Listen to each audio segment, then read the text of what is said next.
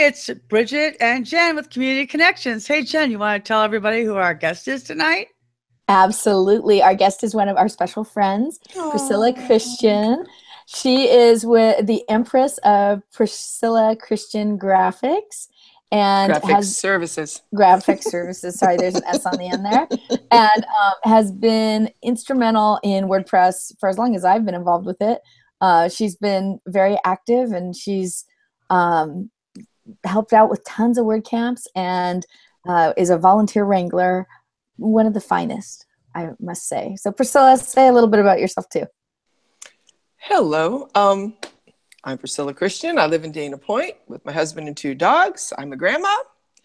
And yes, I've been working with WordPress since about 2010, and I'm very grateful to have found it. So, who knew that when you find that kind of content management system or software, that you find a whole community with it. It all comes together, and I'm really grateful to have found the community as well as WordPress. Absolutely. It's amazing. And what we're talking about tonight is WordCamps small and large, and the difference between them, the way that community is built to achieve them, and how volunteers make that all come off without a hitch most of the time. And Priscilla just recently was the volunteer wrangler for WordCamp Riverside. And prior to that, she was the volunteer wrangler for many years, or several anyway. Three? Okay. For WordCamp Orange County. And she's also very involved at other WordCamps. If she's there, you can bet she's helping out. So great to have you on the show talking with us about that. Can you tell us a little bit about your last WordCamp, this WordCamp Riverside, what it was like? WordCamp Riverside was awesome. It was a small camp, but it was a mighty camp. So I met a lot of terrific people that I'd never met before, but that's how WordCamps are, especially if you're open to meeting new people. So it was their inaugural camp. So, it was a Wild Toads ride, sort of. And how did you get pulled into being involved on the org team?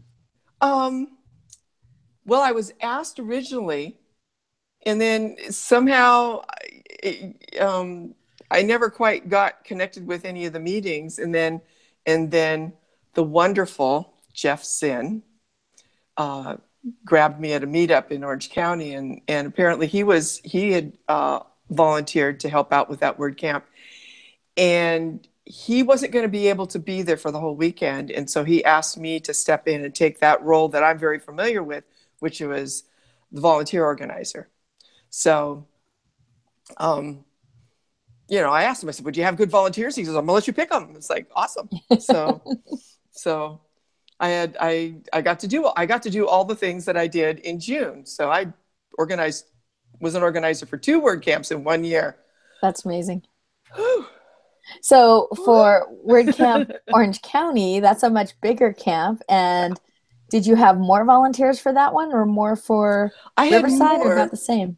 I had more in Orange County, but not a lot more. And I had it planned for a certain number, and then I had some speed bumps along the way. I had somebody that got really sick that weekend, before the weekend, and then I had somebody that got really sick Saturday night and couldn't come back on Sunday. So, too much after party.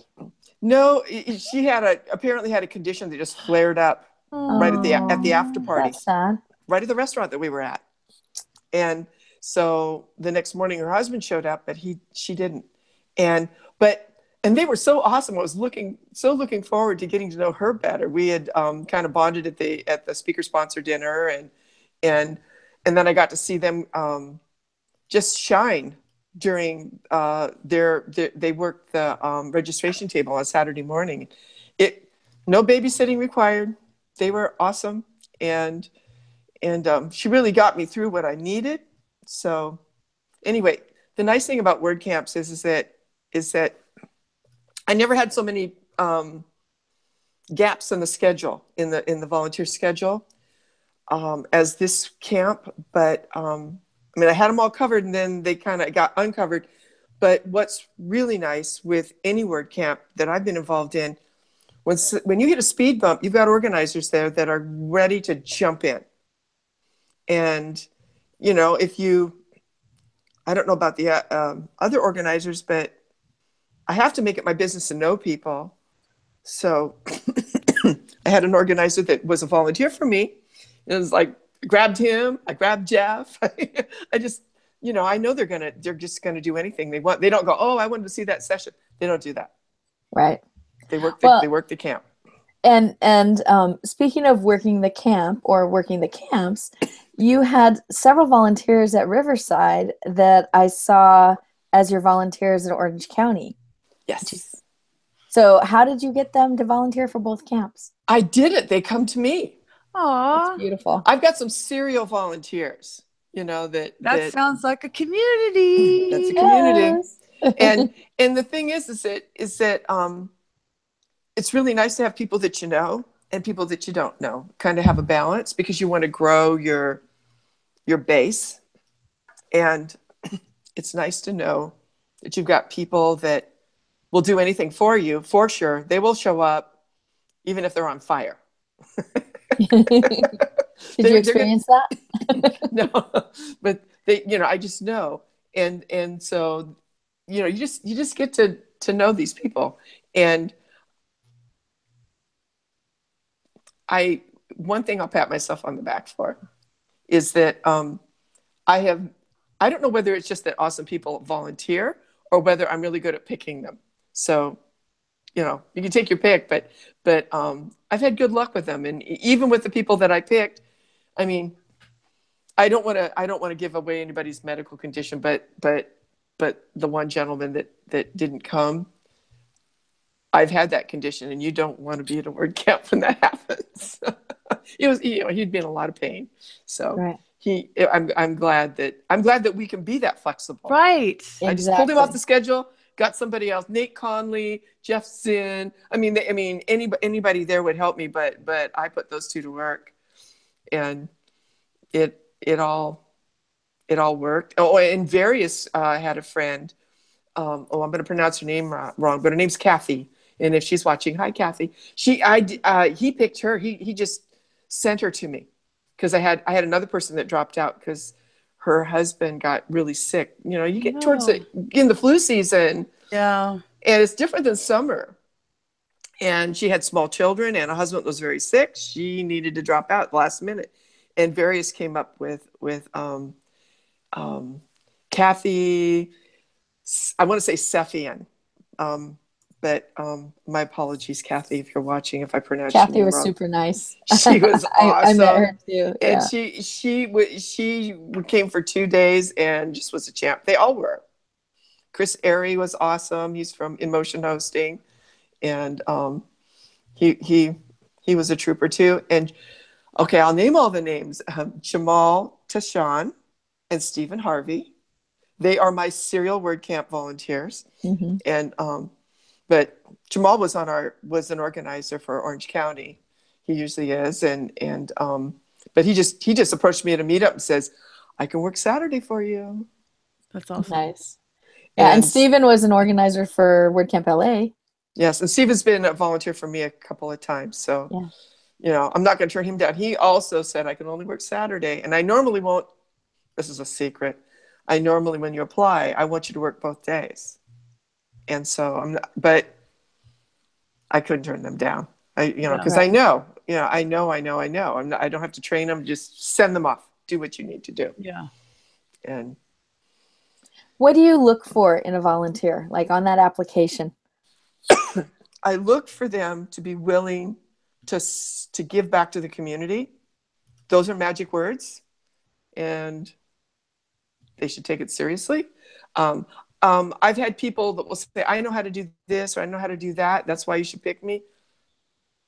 I don't pick when they tell me one thing they know how to do, because I need people to be willing to do what I need them to do.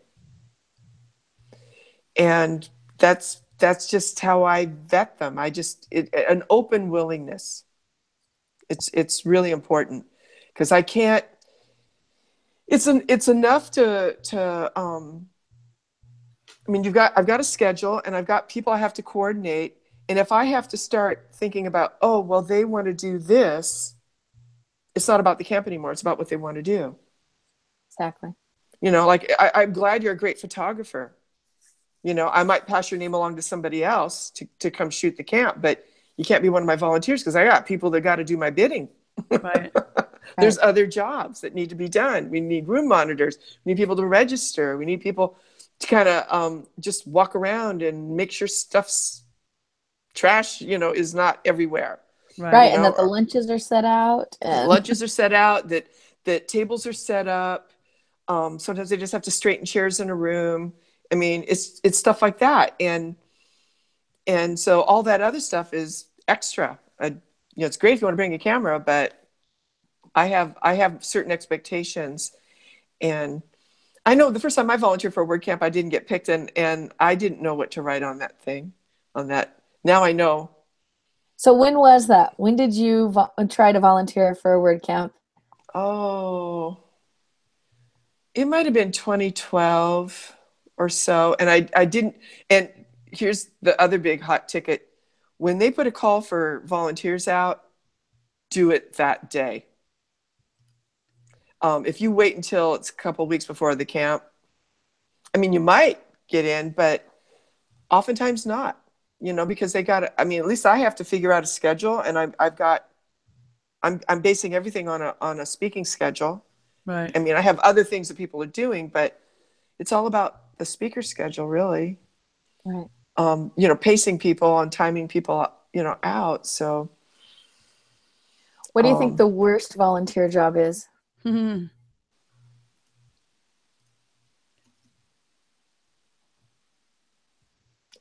I don't know. Parking lot on a rainy day? Oh, you know, okay. You know, I always feel really bad about, at Orange County, we usually have somebody standing outside, and I always feel really bad to put somebody out there. And I get these guys that love to do it. And now this year, was it this year? This year they were dancing with the sign. Or it was the year before. Oh, I can't remember. And I apologize, Robert Ninehouse. And he was an organizer. I was going to put one of my volunteers out there, and he went out and he said, oh, I love to do that. And he's so big and tall, so you can't miss him. Now, he wasn't dancing, was he? No, I don't think so. I think it was one of the other volunteers. If Ron was at the Rompasius, he might have been dancing. That's funny. I just heard about it. Someone told me that's how they found the parking lot, was someone was out there on the street dancing with a sign. I don't think we had signs. I think it was the year before, and I bet you it was Rompasius. But anyway, Robert just went out there, and it was like, you really will do that? I mean, thank you. Because I feel like it's a really lonely job, and you're not really around the rest of the tribe, you know? Yeah. So, you know, I feel like that's a grungy job, but people love doing it. I remember they get to meet people. Coming to WordCamp, when we did in the Tustin educational facility. I remember the school district building that we did it in a few years. This was before Dave Margowski was an organizer. Mm-hmm. He started volunteering, and he would be that happy face. I mean, grin ear to ear out there in the parking lot. And it was just like so awesome. You know, it's like it was like the best greeting. It was like, he was like perfect. And, you know, they love doing it. So, you know, can you talk a little bit about the importance of greeting when you're building a community at WordCamp? Oh my goodness. One of the things I tell my volunteers, and I didn't tell them this, I felt so bad at WordCamp Riverside, because I usually say it at Orange County, is that I want, you know, the most important equipment that you're going to bring is a smile. And just remember to smile.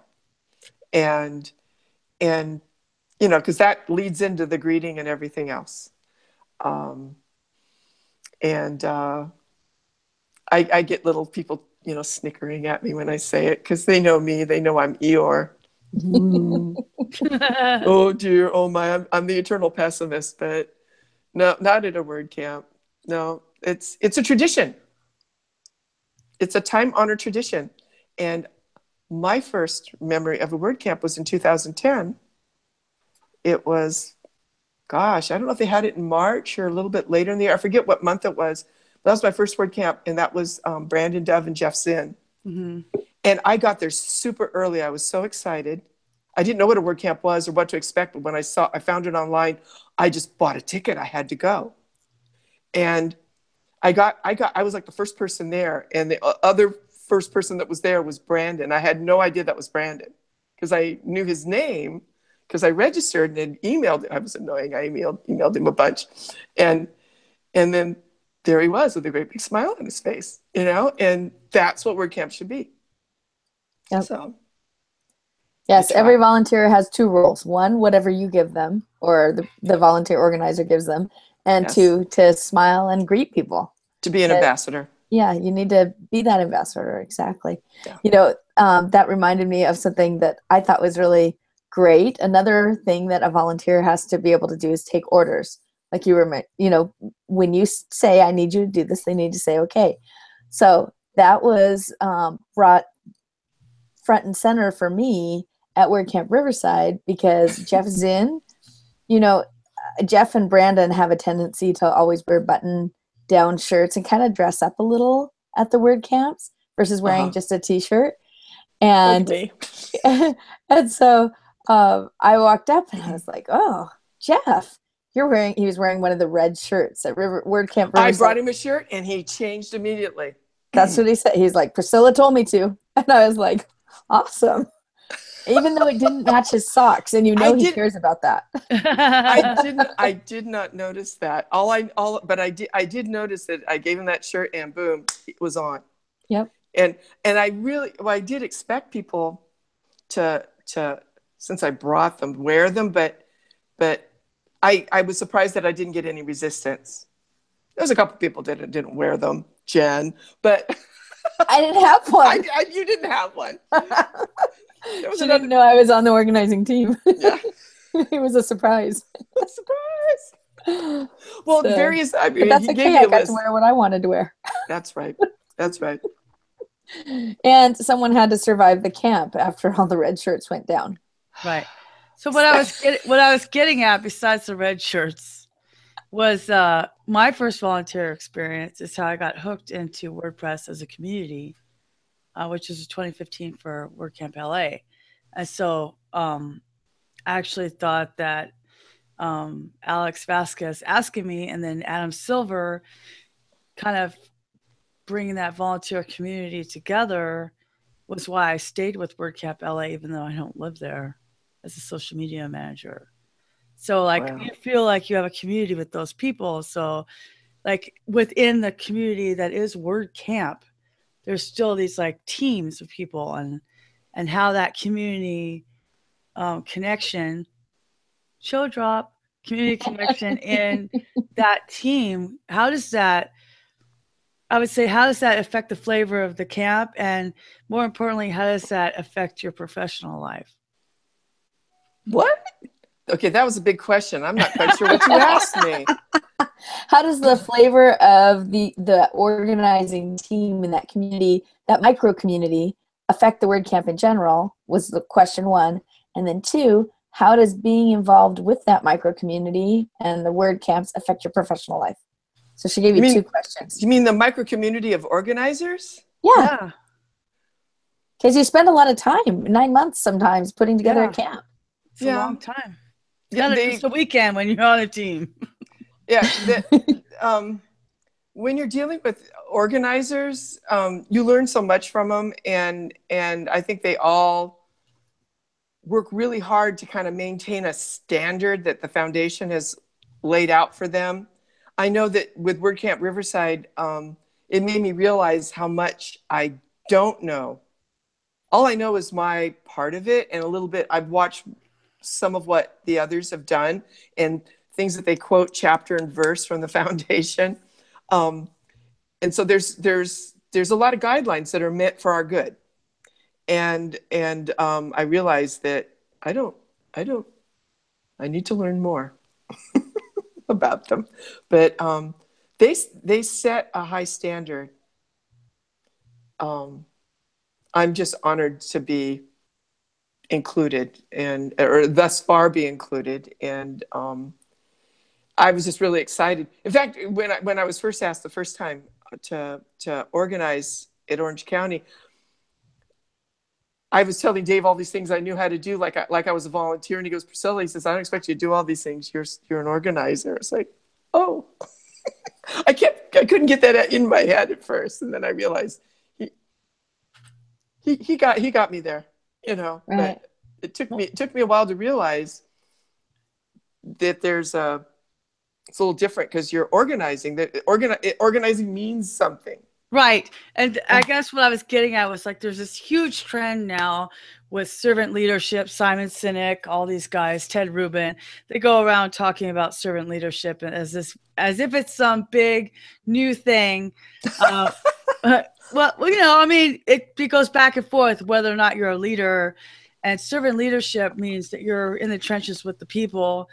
And in the open source community and in WordPress community in general, the people that are the leaders are the ones that are doing the work. So there's nobody sitting in a chair going, directing minions, because it just doesn't work like that. And Jen and I found that out really quickly when we started helping with make.wordpress.org. Oh, you mean we do stuff? Oh, now we're doing stuff. All of a sudden, we're leaders. Oh, is that how it works? The people that work plan out what we're supposed to do. Yeah. So like that's the thing, is that the servant leadership and caring for them. And I think that you do that really well, Priscilla. That you care for people, and then it transfers out. So when you're saying, are there great people volunteering, or am I just really good at it? I say yes. The answer is yes. The Venn diagram is 98%, correlated, because part of it is that is what WordPress is. And as people come into the community that are new and don't know anything, volunteering is a great way to understand like if we were a gang, volunteering at a WordCamp would be the jump in. Initiation. Oh, initiation. Like they jump them in. They just start beating up on them. It's a gang thing. That would be the volunteer thing? Yeah, okay, like you get in there volunteering and you're like, what is this? Well, all of a sudden, within a couple of hours, you're like, oh, I'm in. I know what's going on. I got the battle scars. I'm in this community, I'm always reminded when, at every WordCamp, whether I'm a volunteer or organizing or just a ticket holder, that there's always people there that are in the same shoes that I was in when I first showed up, and that's a big responsibility. We also can't, we also have like jobs to do, but it's good to remember back. Yep. And that's, I think, one of the things that I particularly loved about going to WordCamp Riverside was that it was a community of people that I'd never seen before. Yeah. They weren't making it out to any of the other 4 California WordCamps. This was a new crowd. And yeah, there were, 12, 15 people I might have recognized, but to see that there really is a need for a camp for that area. Yeah. It just really drew that point home to me. And I thought it was super cool. And so with volunteering, how many camps have you volunteered for, Priscilla? Sadly, not as many as I'd like to be proud to report. I organized the last 3 years at Orange County and this year at Riverside, and I volunteered at LA 2 or 3 years ago, but only one time. And I need to volunteer more. So you got pulled in as an organizer pretty quickly then, wouldn't you say? Pretty quickly? 3 years ago? 3 years. Well, I guess not. So you had only volunteered at 2 camps or 3 camps then? Actually the first time I worked a WordCamp in any way, shape, or form, I was an organizer. I kind of did it reverse. Usually you start out as a volunteer and then you become an organizer. But Dave gave me the phone call and I said yes, and we did it. And Dave made it easy. He's an awesome project manager, and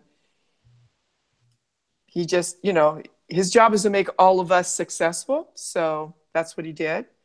And I'm super confident in what I do now, at least as a volunteer organizer. I don't know how to do anything else, but I've been watching other people's jobs, so I kind of know it. If I need to jump in, I could do it, maybe. Some of them. Well, Adam Thompson in chat was just commenting on the fact that one of the things that he learned from this show, from WP Blab, not Community Connection so much, but from WP Blab as a whole, the weekly show, is that he learned that organizers shouldn't sit together. That they should be all over the camp meeting the people. What do you have to say about that? We don't. I mean, there you might find organizers, we may speak to one another for a few minutes. There's always something that needs to be done. And usually if anybody's hovering around me, it's because they're saying, what can I do? Right. And I find stuff for them to do immediately. Yeah, unless they're at the snack table, because Jeff Zinn, I know, hangs out there, and I've seen other organizers join him. Yeah, he would. In Orange County, he was back at the snack table, and I would. It was a big round kind of hallway thing, and I kept running through and go, "What do you need?" I think he was surprised that at my age I was so mobile. Yeah, well, I was super excited when I found out that there were gummy bears there. I was bringing them back for Bridget. Do you remember that? Yeah. I go for the M&Ms. I kept digging through all of his snacks looking for M&Ms. He's trying to like give us all the nutritious stuff, and I'm looking for M&Ms. So fun. Okay, so large and small. What do you think the main difference was that you felt between different size camps? Like, does it feel when you're at a larger camp, does it feel like you're not getting the chance to know anyone or as many people, or do you feel like you meet just as many people at a large camp as you do as a small? Hi, Sully. Hey, Sully. Oh, she muted? Okay, good. Oh. Sit in the chair, Sully. There he goes. Sorry. Good boy. Say hi, Sully. Hi, Sully. For me, whether it's like LA's a lot bigger than us. I don't know how many tickets they sold. You'd have to tell me. I know that Orange County is about 300, and WordCamp Riverside was like 100 tickets, a little over 100, maybe 110. Or yeah, something like that. Yeah, and to me, it's I don't see a lot of difference. That's the kind of cool thing is that what we're doing. While we may have a theme or not a theme, or we may have, I've seen WordCamps that do like 20-minute sessions rather than, like 45-minute sessions, things like that. But the feel's always the same. Somehow they're just that way. They're just conducive to meeting people, I think it's important to give enough of a break time in between the sessions so that people just have a chance to stretch their legs, say hello, I know. I really felt that, especially bigger camps, Priscilla, or bigger campuses. I was really feeling that, It was you were feeling that was not social? For a bigger break. No, a bigger break between. Like, because of everybody wants to stay on time, and they like that it's on the hour, on the hour, on the hour. Yeah. Like at San Diego when it was at Liberty Station, it was so spread out. That was really hard. That was. At Chicago, we had to go off campus. At Seattle, we went off campus for lunch, 1 hour break. And you just feel like I always tell people I go to a class and then I don't go to class. I go to class, and I don't go to class. It doesn't really matter to me. But I saw you say that. It'd be nicer to have a little bit more, more than 10 minutes between. You gotta go to the bathroom. Once you leave a building and you go to the bathroom, you come back out, you're gonna be talking to somebody again. And so there was a class I didn't get to go to at Seattle that I really wanted to go to because I got in a conversation. I mean, it just happens, and the conversation, the people is what matters the most. So I'm never going to leave a conversation to go do anything else unless I'm speaking. I have been to WordCamp in San Francisco, and I've kind of lost track how many I've been to. It's 2 or 3. I forget, but I know 3. I've been to 3. 1 year, I didn't even go into any sessions. I just rode the hallway track the whole time. And I did not intend to do that. And I do think that I'm not encouraging people to do that, but I have done that. And, I probably went into 1 or 2 sessions, but because it's more about the people. Yeah. I find that when you work in a team on a volunteer basis, it does help working a team in your professional life, which is what I was getting at. Like whether you're a freelancer working with other freelancers to get better clients, or whether you're working in a job that has a team, teamwork really helps. I mean, they try to indoctrinate us early in school to work at group projects. And that's always a thing where I end up doing most of the work. So I hate group projects. I'm more of a let's get things done kind of person. And I think working in teams and having distinctive roles was really helpful to me in my career and in my social life, actually, because I felt like if I had a place, so when I was on Orange County this year, I would defer to you, Priscilla, because I said, what are we supposed to do as organizers? My role was asset management, and I'm done. So to show up, is my work done? I don't get it. And so the guys just said, oh, just be helpful. That's not enough information to me.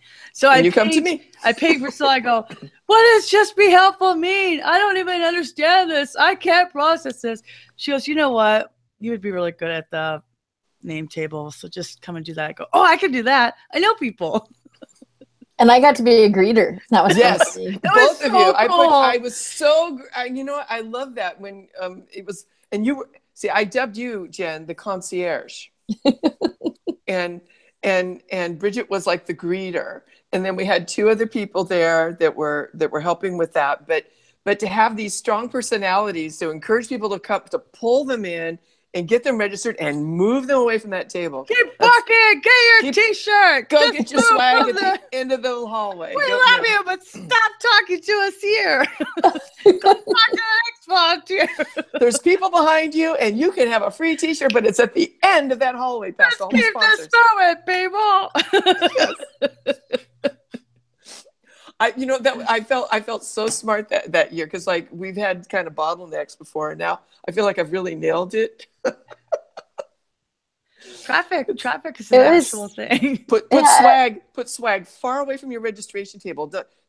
I could just see them because we had that superhero theme, and I figured people were going to stand there and go, what color cape and what color mask do I want? It's like, no, don't decide that here. Decide that over there. Go over there and play with your mask and your cape, and I'll come over and take pictures of you later. I got some great shots. Yeah.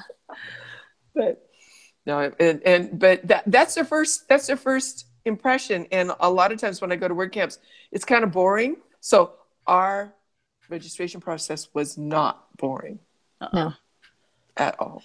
And I had people come up to me throughout the camp and thank me for being there to welcome them, and what that said to me was they just needed a friendly face to get inside the door, Yep. And so it's so important that we do that, whether that's our official Priscilla gave us this task or it's just, we're a camper, right? We're there. You would have naturally done it, but I'll take credit for the idea, but you would have naturally done it. But I definitely needed that, because otherwise it would have been kind of slow there. And I think that started everybody out because we had that narrow opening. Every building's different, the logistics. Like at WordCamp Riverside, it was very wide open. And had I had more people, I probably would have had somebody kind of like steer people back to the registration table. So Priscilla, with this logistical question, Kevin Hoffman in the chat asked what do you think is an ideal hallway track setting? An ideal hallway track setting. Yeah, physically. It physically needs to be out of the earshot of the other sessions. It's helpful to have snacks and stuff like that around there, you know, and maybe like a tabletop or something, because sometimes you want to put a laptop down, you start having a brainstorm, you're starting to talk to somebody, sharing something. But we don't always have the luxury of being able to be out of earshot of the sessions. That's true. But it, you know, because people start having a good time, they get loud. I'm good at that. I have to be reminded to tone it down.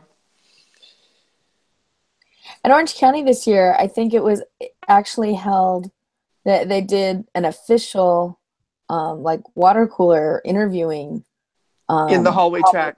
And they did that right by where we had the step and repeat with everyone's logos. So it gave our sponsors a little more play. I thought that was great. Yeah. We gave our sponsors more play over there. And we had kind of like a hallway track on the other side the year before. And it was really better to have it back on that far wall. And that way they could do their interviewing back there. It still was kind of close to that session, but I don't recall anybody having a problem with it. We had eliminated the ability to commiserate right outside of the main room, because the year before that it was really loud out there. And every time I asked people to keep their voices down and not, you know, collect there. Stop being a community. You guys are too loud. I was given the stink eye. So I asked the guys on the organizing committee if we could get rid of those surfboard tables. And they said yes. That was perfect. You know what? It was so awesome that like okay, the gentleman that asked about the hallway track, I'll add something to this. It's not the hallway track, but what's really important for a WordCamp is if your committee's going to visit the facility before WordCamp, you know, for a walkthrough, if you're an organizer, go every single time. Every single time somebody's going, every time Steve said he was going this year, I went.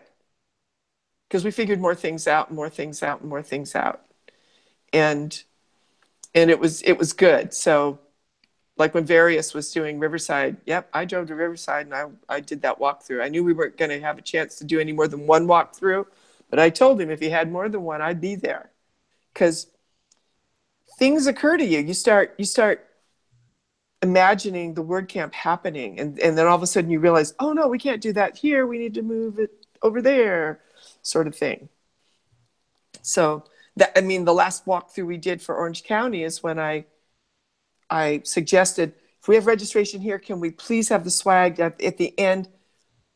And Steve went, oh, and they'll walk past all the sponsors. Right. I go, yes. And he's like, the sponsors will love that. Yes. It's like, yeah. I really liked Seattle, Priscilla. It was a 500-person camp, so it was in a convention center. I would love to see it. A Washington Conference Center or something. So you registered, and there was this huge area, and the tables were all in a U. I mean, there's tables like this, and then the U was where the coffee was.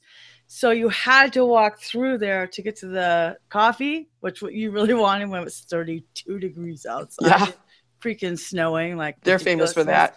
Well, and so but then there was all these round tables, like banquet tables, that people just sat there among the sponsors. And every time I walked in there, because it's occupational hazard being a WordCamp organizer now, and used to be working at the booth myself, those are my peers, and I still relate to the sponsors now.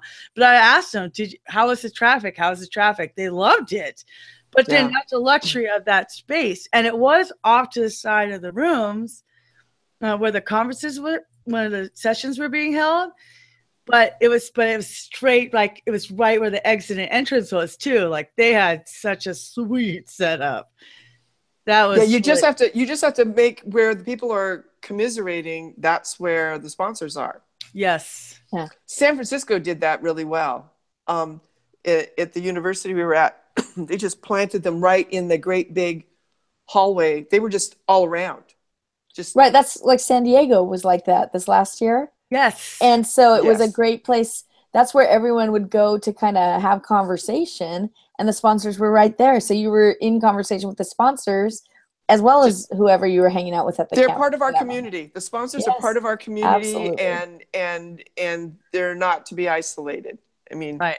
Heck, they even paid to be there. Having the hallway track with the sponsors makes more sense, because that's what they want, and that's what you want, and that's the place designated for talking and being. Yeah, they really need foot traffic. I mean, they want to be, and if you want your sponsors to come back and be happy that they're coming back.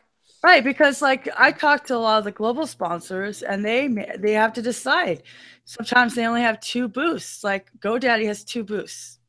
They could go to 2 camps in a weekend. They can't do it anymore.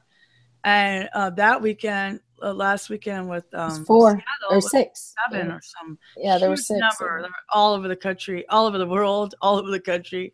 I mean, it wasn't just my friends are all at Riverside except for me and Amy. Me and Amy from Orange County, we're in Seattle. But like, you know what I mean? Like, you can't be both places. And I was going to say, Sacramento was a 500-person camp, and there were no hosts there except for SiteGround and Pantheon. But they're like, well, if there's other ones, we all have to make choices.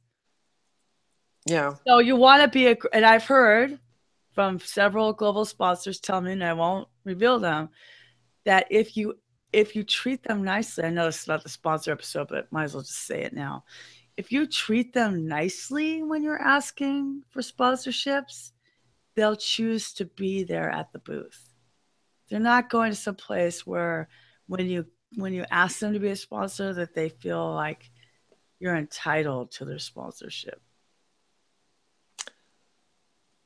Does that make sense? Then they're like, well, basically they say, F you, I'm not going to your camp. And they don't show up. Well, it's just common sense, isn't it? It's just common sense. Like I'm not going to show up at your party if you don't invite me. And you got to be nice about it. Yeah. Well, an invitation should be nice. It should be not, a hey, given. You sponsored last year. Are you going to do it again? No, like, hey, we really appreciate that you were supporting our community last year. And we're wondering if maybe you would like to do that too. We have a really great venue. We'd love to see you there. Yeah, that makes sense. Anybody who's organizing a WordCamp should be listening to this bit of advice. Just be nice. Like, for everyone. Be nice to your volunteers. Be nice to be nice to the organizers. Okay, so can we just talk a little bit? I know we were worried about, I'm just going to say something. The bitching. Right? So it is a community. And remember, we're all volunteers. All of us are on several WordCamps, and we volunteer for several WordCamps. And it's sometimes it's easy to go, oh, that was lame, and well, maybe I do it differently, but you don't always know why a camp doesn't have t-shirts, or why a camp has food trucks, or why you have to go off campus for lunch, or what. Okay, who are these people that are bitching? I'm talking about myself sometimes. Like, it's so easy to go, this is so lame. I mean, the second day I just went to Cheesecake Factory because it was a closer walk. I took my Jimmy John's card home. What camp was this? Seattle. But like, it's easy to go, I would never do that. You don't know the context of that decision. And I'm so good at like just criticizing. But like, I see people, I do it like under my breath at Jen Miller in person. I don't tweet about it. Like, I wouldn't be tweeting about like, this is the worst camp ever. They shouldn't have done this. Why was the after party at 5:00?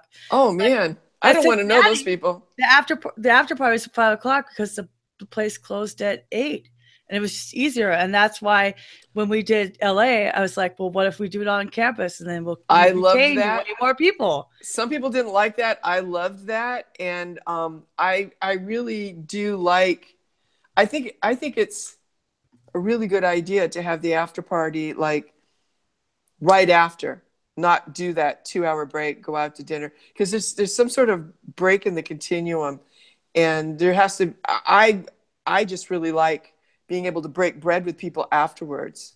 You know, I mean, maybe we go somewhere else, but what we did in Riverside was great.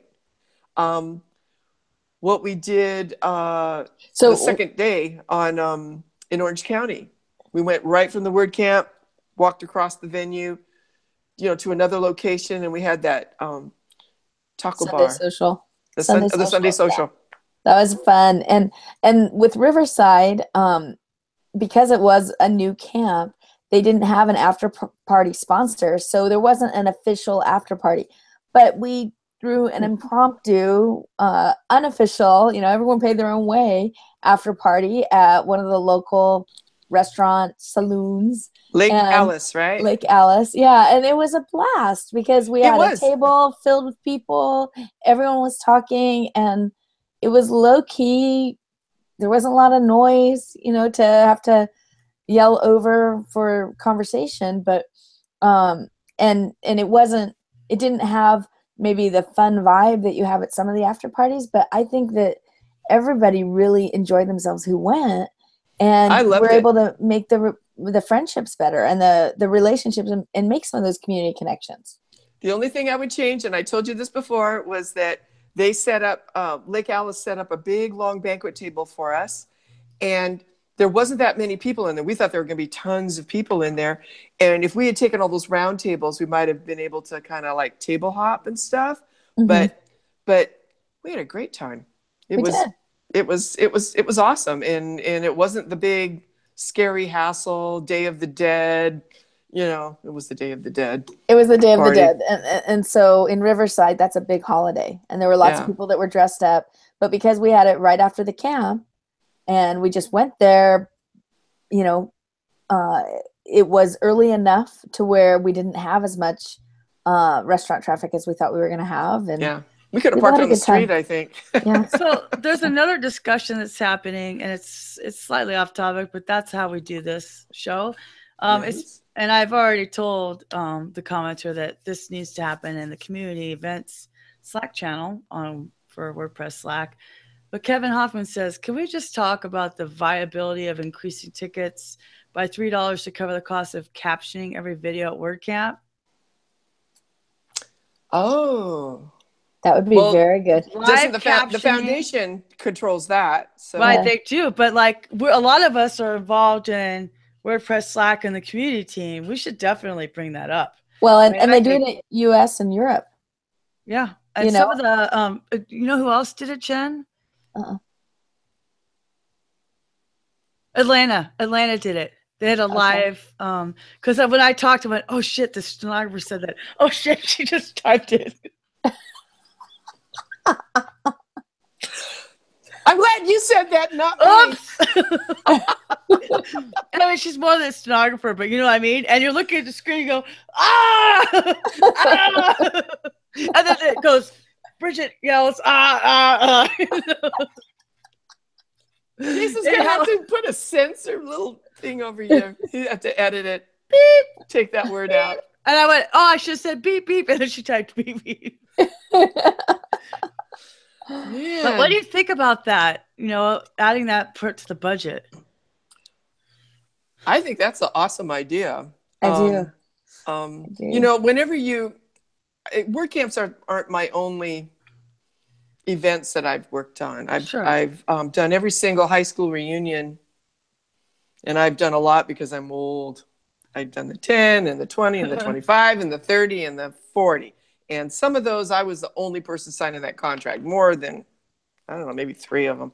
But, and I also did a huge event with thousands of people, kind of like a WordCamp, but it was a high school thing. It was a 50th anniversary of our school. And so it was all classes. It was a lot of people. We shut down streets in town.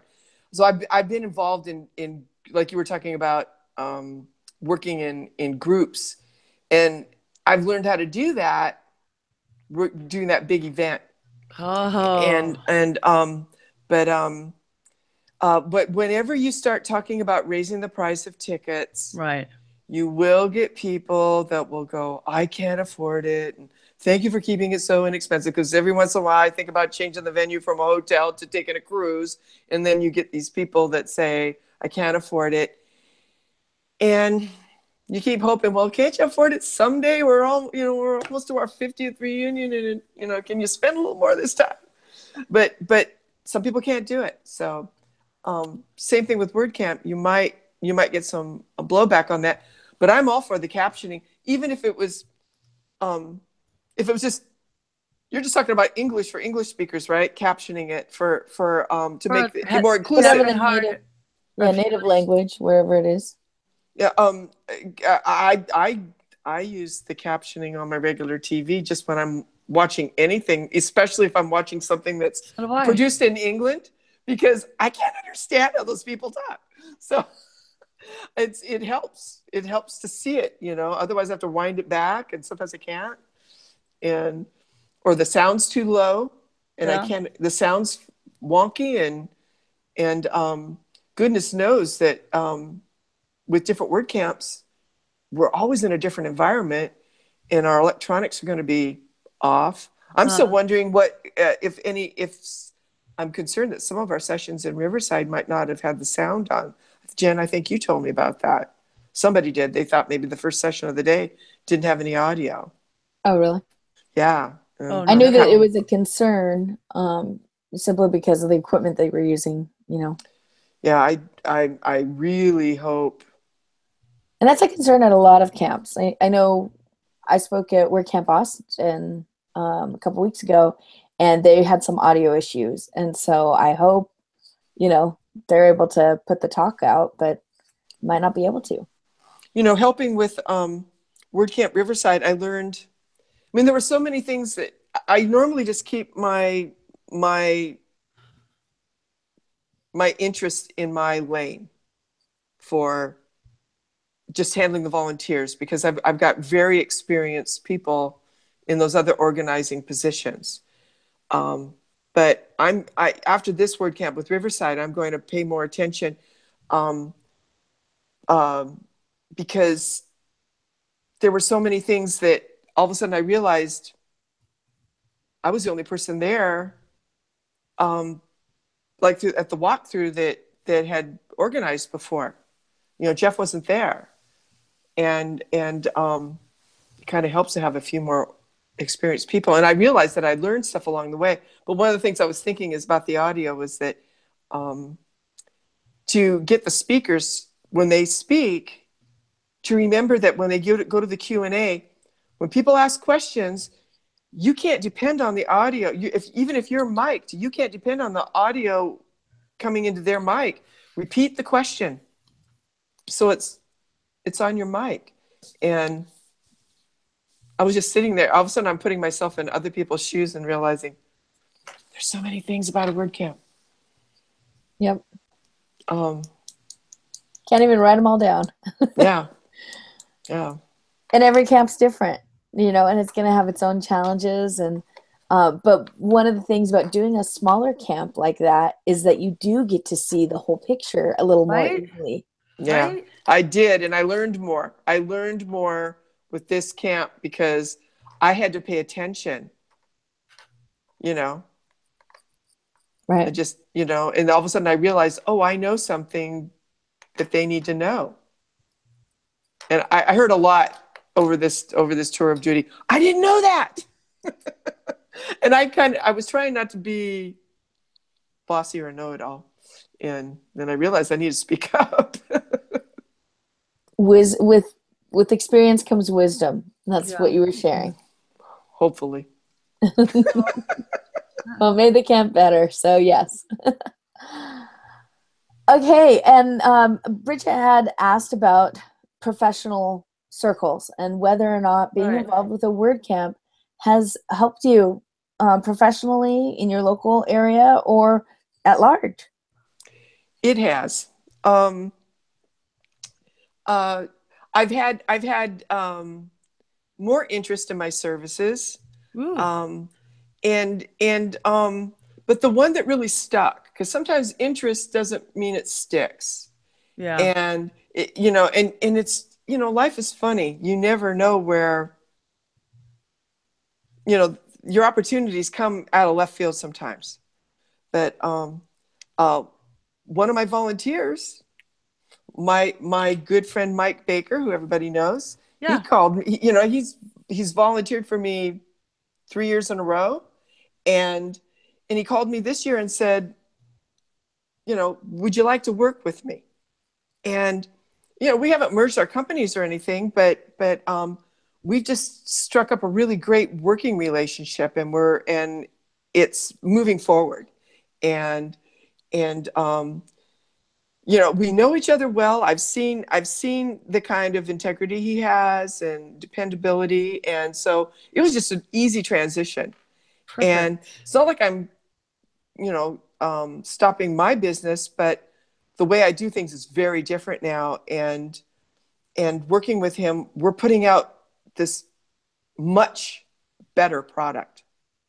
And it was all started with a WordCamp. Yep. Well, and I think that all three of us have been so impacted by the people we've met. And that's like the understatement of the decade. Right? For you too, yes. Yeah, and the experiences that we've had because of these WordCamps. Because we took that first little step to get involved and go to something that wasn't in our normal realm. And everybody just accepted us and embraced us and brought us in a little deeper, much deeper. But, it's been great. And I've seen that happen with you, Priscilla, I've heard Bridget, me, all of us. And with so many other people who aren't on this show tonight, it just seems to be a shared experience that we all can have. I will tell you, I've been involved in user groups for a long time.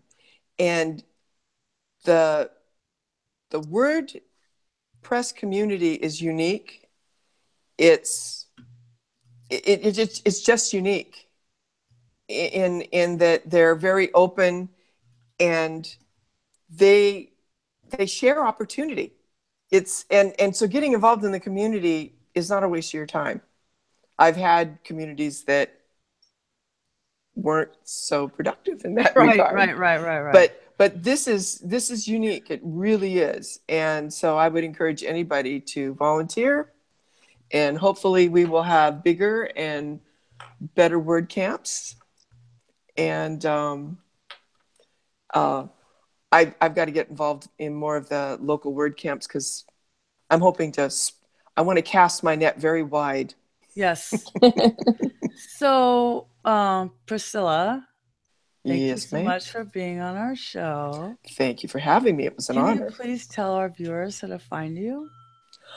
I'm Priscilla Gary Christian on Facebook. I am PCGS on Twitter, and that's pretty much the only place you can find me. I'm at priscillac.com is my website, and that's where you'll find me. And I'm listed in the phone book, doggone it. Wow. And do you want to tell people a little bit about what you do as a business? Give us your elevator pitch. I'm a graphic designer, basically, but I do build, and I've been building websites for a long time, and I've been building WordPress sites since 2010. And I now also offer SEO and thanks to real-time web marketing, we are collaborative partners, and we not only build WordPress websites, we build sites that will help you get found and grow your business. Awesome. There you go. Jen Miller, tell us a little bit about yourself for the people that stayed to the end and where they can find you. Okay, I'm Jen Miller, and I'm at needsomeonetoblog.com or Jen Blogs for You on Twitter and LinkedIn. That's Jen Blogs, the number 4, the letter U, on both Twitter and LinkedIn. And what kind of services do you offer? We offer blogging services, and other content marketing services. And if you need a website, we can help you get one that will work. Awesome. My name is Bridget Willard. I'm a freelance marketer. I specialize in relationship building on Twitter, and you can find me at bridgetwillard.com. This has been another episode of Community Connections, part of WP Lab and the WP Watercooler Network. If you like this show, press the thumbs up, share it. If you didn't like the show, press the thumbs up twice. And don't forget to subscribe so that you know when we're live and you can watch new episodes. Thank you so much to Sherry and Cheryl LaPrade for taking notes. We love our live viewers, and we're so excited about Adam Thompson and his meetup in New Zealand. And everybody, just thank you so much for being great participants and helping us as we roll with these new shows and new flavors on the WP Watercooler Network. And thank you for Jason Tucker for letting me not screw this episode up. And that's it. Good night, folks. Good night.